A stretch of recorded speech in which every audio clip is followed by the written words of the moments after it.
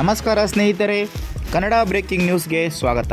ಸ್ನೇಹಿತರೆ, ನಿಮ್ಗೆ ಈಗಾಗಲೇ ತಮ್ಮನೇಲಿ ನೋಡಿ ಗೊತ್ತಾಗಿರುತ್ತೆ ವಿಷಯ ಏನು ಅಂತ. ಸೊ ನಿಜಕ್ಕೂ ನಿಮಗೆ ಇವತ್ತು ಒಂದು ಬ್ರೇಕಿಂಗ್ ನ್ಯೂಸ್ ಇದೆ ಅಂತಲೇ ಹೇಳ್ತೀನಿ. ಯಾಕೆಂದರೆ ತುಂಬ ದಿನಗಳಿಂದ ನೀವೆಲ್ಲ ನಿರೀಕ್ಷೆ ಮಾಡ್ತಾ ಇದ್ದಂತಹ PM ಕಿಸಾನ್ ಯೋಜನೆಯ 20ನೇ ಕಂತಿನ ಹಣ ಯಾವಾಗ ಬರುತ್ತೆ ಅನ್ನೋವಂಥದ್ದು. ಆದರೆ ಈಗ ಕೊನೆಗೂ ಅದಕ್ಕೆ ಒಂದು ಉತ್ತರ ಸಿಕ್ಕಿದೆ. ಯಾವತ್ತು ಬಿಡುಗಡೆಯಾಗುತ್ತೆ ಅನ್ನೋದ್ರ ಬಗ್ಗೆ ನಾನು ಈ ಒಂದು ವಿಡಿಯೋದಲ್ಲಿ ತಿಳಿಸ್ಕೊಡ್ತೀನಿ. ಅದಕ್ಕಿಂತ ಮೊದಲು ಇದುವರೆಗೂ ಯಾರೆಲ್ಲ ನಮ್ಮ ಚಾನಲ್ಗೆ ಸಬ್ಸ್ಕ್ರೈಬ್ ಮಾಡ್ಕೊಂಡಿಲ್ವೋ ದಯವಿಟ್ಟು ಈ ಕೂಡಲೇ ಸಬ್ಸ್ಕ್ರೈಬ್ ಮಾಡ್ಕೊಳ್ಳಿ. ಹಾಗೆ ಪಕ್ಕದಲ್ಲಿರೋ ಬೆಲ್ ಐಕಾನ್ ಒತ್ತೋದನ್ನು ಯಾವುದೇ ಕಾರಣಕ್ಕೂ ಮರಿಬೇಡಿ. ಸ್ನೇಹಿತರೆ, ಜುಲೈ 18ರಿಂದನೂ ಕೂಡ ಒಂದು ಅಂದಾಜಿನ ಪ್ರಕಾರ ಈ ದಿನ ಬಿಡುಗಡೆ ಆಗ್ಬೋದು ಅಂತ ಸೊ ಕೆಲವೊಂದು ಮಾಹಿತಿಗಳು ಬರ್ತಾನೆ ಇತ್ತು. ಏಕೆಂದರೆ ಅದ್ರ ಹಿಂದಿನ ಬಿಡುಗಡೆಯ ದಿನಾಂಕಗಳು ಆ ರೀತಿ ಒಂದು ಆಧಾರದ ಮೇಲೆ ಹೇಳೋ ಥರ ಮಾಡ್ತಾ ಇತ್ತು. ಆದರೆ ಸರ್ಕಾರದಿಂದ ಯಾವುದೇ ಒಂದು ಅಧಿಕೃತ ಮಾಹಿತಿ ಬಂದಿರಲಿಲ್ಲ. ಆದರೆ ಈಗ ಕೇಂದ್ರ ಕೃಷಿ ಸಚಿವಾಲಯದಿಂದ ಅಧಿಕೃತವಾಗಿ ಅವರು ಒಂದು ದಿನಾಂಕವನ್ನು ಹೇಳಿದ್ದಾರೆ. ಆ ದಿನಾಂಕದಂದು ಬೆಳಗ್ಗೆ 11 ಗಂಟೆಗೆ ನಿಮ್ಮ ಖಾತೆಗೆ ದುಡ್ಡು ಬರೋದಕ್ಕೆ ಶುರುವಾಗುತ್ತೆ. ಇದರಲ್ಲಿ ಯಾವುದೇ ರೀತಿಯ ವ್ಯತ್ಯಾಸಗಳು ಕೂಡ ಇರೋದಿಲ್ಲ. ಖಂಡಿತ ಅದು ಕಟ್ಟಕಡೆಯ ದಿನಾಂಕ. ಸೊ ಅಧಿಕೃತವಾಗಿ ಬಂದಿರುವಂತಹ ದಿನಾಂಕ. ಆ ದಿನಾಂಕದಂದು ಭಾರತದಾದ್ಯಂತ ಪ್ರತಿಯೊಬ್ಬ ರೈತರ ಖಾತೆಗೂ ಕೂಡ ಈ PM ಕಿಸಾನ್ ಸಮ್ಮಾನ್ ನಿಧಿ ಯೋಜನೆಯ 20ನೇ ಕಂತಿನ ಹಣ ಬಂದು ಜಮೆ ಆಗುತ್ತೆ. ಸ್ನೇಹಿತರೆ, ಅದು ಯಾವ ದಿನಾಂಕ ಅಂತ ಹೇಳ್ತೀನಿ. ಅದು ಆಗಸ್ಟ್ ತಿಂಗಳಿನಲ್ಲೇ ಬರ್ತಾ ಇದೆ. ಆಗಸ್ಟ್ ತಿಂಗಳ ಮೊದಲ ವಾರದಲ್ಲಿಯೇ ಬರ್ತಾ ಇದೆ.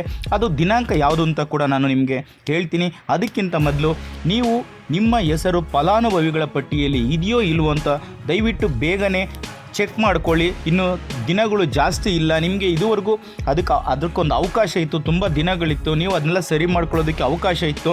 ಇನ್ನು ದಿನಗಳು ಜಾಸ್ತಿ ಇಲ್ಲ. ನೀವೇನಾದರೂ ನೆಗ್ಲೆಕ್ಟ್ ಮಾಡಿದರೆ ಖಂಡಿತ ಈ ಒಂದು ಯೋಜನೆಯಿಂದ ನೀವು ವಂಚಿತರಾಗೋದಂತೂ ಖಂಡಿತ ಆಮೇಲೆ ಸಫರ್ ಮಾಡಬೇಕಾಗತ್ತೆ. ಹಾಗಾಗಿ ಈಗಲೇ ಇದನ್ನೆಲ್ಲ ನೋಡ್ಕೊಳ್ಳಿ. ಇನ್ನು 3 ದಿನ ಅಷ್ಟೇ ಬಾಕಿ ಇರೋವಂಥದ್ದು. ಅಷ್ಟರೊಳಗಡೆ ಸಾಧ್ಯವಾದರೆ ನಿಮ್ಮ ದಾಖಲೆಗಳನ್ನ ಸರಿಪಡಿಸ್ಕೊಂಡು ಅಪ್ಡೇಟ್ ಮಾಡೋದಕ್ಕೆ ನೋಡಿ. ನೀವು PM ಕಿಸಾನ್ ಯೋಜನೆಗೆ ಕೊಟ್ಟಿರುವಂತಹ ಮೊಬೈಲ್ ನಂಬರನ್ನು ಸುರಕ್ಷಿತವಾಗಿ ಇಟ್ಕೊಂಡಿರ್ರಿ. ನಿಮಗೆ OTPಗಳು ಬರ್ತಾ ಇರುತ್ತೆ. ಹಾಗಾಗಿ ಆ ಮೊಬೈಲ್ ನಂಬರು ತುಂಬಾ ಇಂಪಾರ್ಟೆಂಟು. ಯಾಕೆಂದರೆ ನೀವು PM ಕಿಸಾನ್ ಯೋಜನೆಯ ಬಗ್ಗೆ ಏನಾದರೂ ತಿಳ್ಕೋಬೇಕು, ನಿಮ್ಮ ಖಾತೆಗೆ ಹಣ ಬಂದಿದೆಯೋ ಇಲ್ವೋ ಅನ್ನೋದನ್ನು ನೀವು ಚೆಕ್ ಮಾಡ್ಕೋಬೇಕಂದ್ರೆ ಅಲ್ಲಿ ಲಾಗಿನ್ ಆಗಬೇಕಾದ್ರೆ ನಿಮಗೆ OTP ಬರುತ್ತೆ. ಹಾಗಾಗಿ ನಿಮಗೆ ಮೊಬೈಲ್ ನಂಬರು ತುಂಬಾ ಮುಖ್ಯವಾಗಿರುತ್ತೆ. ಜೊತೆಗೆ ನಿಮ್ಮ ಬ್ಯಾಂಕ್ಗೆ ಆಧಾರ್ ಕಾರ್ಡು ಲಿಂಕ್ ಆಗಿದೆಯೋ ಇಲ್ವೋ ಅಂತ ಚೆಕ್ ಮಾಡ್ಕೊಳ್ಳಿ. ಆಧಾರ್ ಸೀಡಿಂಗ್ ಆಗಿರಬೇಕು ಅಂತ ಅಕೌಂಟಿಗೆ ಮಾತ್ರ ಈ ಒಂದು PM ಕಿಸಾನ್ ಯೋಜನೆಯ ಅಮೌಂಟು DBT ಮುಖಾಂತರ ಬರುವಂಥದ್ದು. ಹಾಗೆ ನಿಮ್ಮದು KYC ಆಗಿರಬೇಕು. ನಾನು ತುಂಬ ದಿನಗಳಿಂದ ಹೇಳ್ತಾನೆ ಇದ್ದೀನಿ, ಇವೆಲ್ಲ ದಾಖಲೆಗಳನ್ನ ಸರಿಪಡಿಸ್ಕೊಬೇಕು. ನಿಮ್ಮ ಹೆಸರು ಎಲ್ಲ ಕಡೆನೂ ಕರೆಕ್ಟಾಗಿರಬೇಕು. ಬ್ಯಾಂಕ್ನಲ್ಲಿ, PM ಕಿಸಾನ್ ಯೋಜನೆಯಲ್ಲಿ ಮತ್ತು ನಿಮ್ಮ ಆಧಾರ್ ಕಾರ್ಡ್ನಲ್ಲಿ ಎಲ್ಲ ಕಡೆಯೂ ಕೂಡ ಒಂದೇ ಥರ ಇರಬೇಕು. ಆಮೇಲೆ ನಿಮ್ಮ ಬ್ಯಾಂಕಿನ ಅಕೌಂಟ್ ನಂಬರು, IFSC ಕೋಡು ಇವೆಲ್ಲನೂ ಕೂಡ ಕರೆಕ್ಟಾಗಿರಬೇಕು. ಯಾವುದೇ ಒಂದು ತಪ್ಪು ಮಾಹಿತಿ ಇದ್ರೂ ಕೂಡ ಈ ಒಂದು ಯೋಜನೆಯ ಹಣ ನಿಮಗೆ ಯಾವುದೇ ಕಾರಣಕ್ಕೂ ಬರೋದಿಲ್ಲ, ಮಿಸ್ ಆಗುತ್ತೆ. ಮತ್ತು ಒಂದು ಸಲ ಮಿಸ್ ಆದರೆ ಯಾವುದೇ ಕಾರಣಕ್ಕೂ ಅದು ನೀವು ತೊಗೊಳ್ಳಿಕ್ಕೆ ಸಾಧ್ಯವಾಗೋದಿಲ್ಲ. ಮತ್ತು ಮುಂದಿನ ಕಂತಿನವರೆಗೂ ಕಾಯಬೇಕಾಗುತ್ತೆ.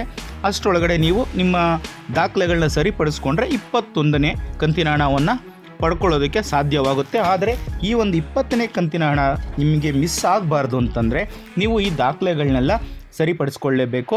ಸ್ನೇಹಿತರೆ, ಇದೇ ಆಗಸ್ಟ್ ತಿಂಗಳ 2ನೇ ತಾರೀಕು ಬೆಳಿಗ್ಗೆ 11 ಗಂಟೆಯಿಂದ ನಿಮ್ಮ ಖಾತೆಗೆ ಹಣ ಜಮೆ ಆಗೋದಕ್ಕೆ ಪ್ರಾರಂಭವಾಗುತ್ತೆ.